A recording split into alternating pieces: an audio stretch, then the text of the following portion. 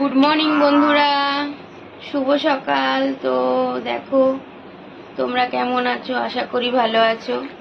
তো আমিও ভালো আছি। তো চা নিয়ে চলে এলাম, এই যে চা খাচ্ছে, আর এই যে বিস্কুট। এই বিস্কুটগুলো ভালো লাগে না খেতে।